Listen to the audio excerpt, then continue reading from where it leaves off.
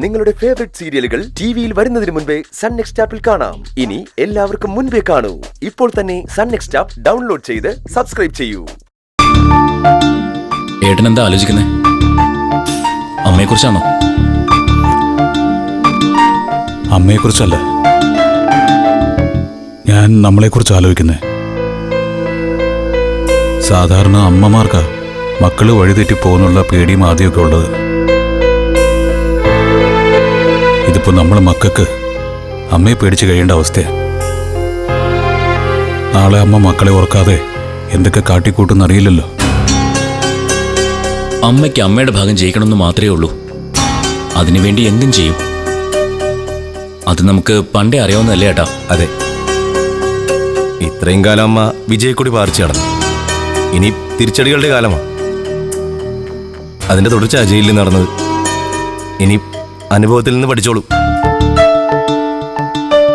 ഇല്ല, എനിക്ക് വിശ്വാസമില്ല ശ്യാം അമ്മ മാറുമെന്ന്.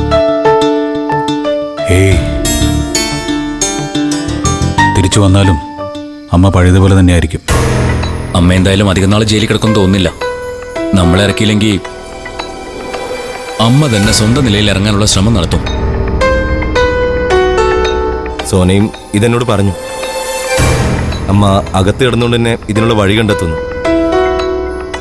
മറ്റാരെങ്കിലും അമ്മയെ ജാമ്യത്തിൽ ഇറക്കുന്നതിനൊക്കെ നല്ലത് നമ്മളൊരു ശ്രമം നടത്തുന്നല്ലേ ഇന്ദ്രേട്ടാ? അത് ശരിയാ, അതാണ് വേണ്ടത്. അമ്മ ഒരു തെറ്റ് ചെയ്തു എന്ന് കരുതി ജീവിതകാലം മുഴുവൻ മക്കൾ അമ്മയെ വെറുക്കുന്നത് ശരിയല്ല. അനുവും അത് തന്നെ പറയുന്നത്. ഏട്ടത്തിക്ക് അമ്മയെ ജാമ്യത്തിൽ ഇറക്കുന്നതിൽ പ്രശ്നമൊന്നുമില്ല ഏട്ടാ? ഇല്ല സത്യം, അവൾക്ക് അമ്മയോടിപ്പോൾ സഹതാവാ. ഏട്ടത്തി വന്നപ്പോ സോനയോടും പ്രതിഭയോടും അത് പറഞ്ഞെന്ന് തോന്നുന്നു. നിങ്ങൾ വേണമെങ്കിൽ അമ്മയ്ക്ക് വേണ്ടി ഒരു അഡ്വക്കേറ്റിന് വയ്ക്കുക. പൈസ ഞാൻ തരാം. പക്ഷേ ഒന്നിനും ഞാൻ മുന്നിൽ നിൽക്കില്ല. അത് നടക്കില്ല.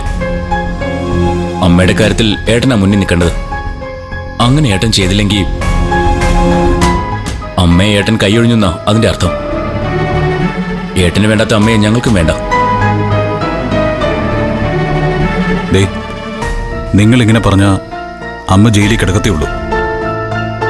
എൻ്റെ ഭാഗത്തുനിന്ന് അതിൽ കൂടുതലൊന്നും ആരും പ്രതീക്ഷിക്കണ്ട.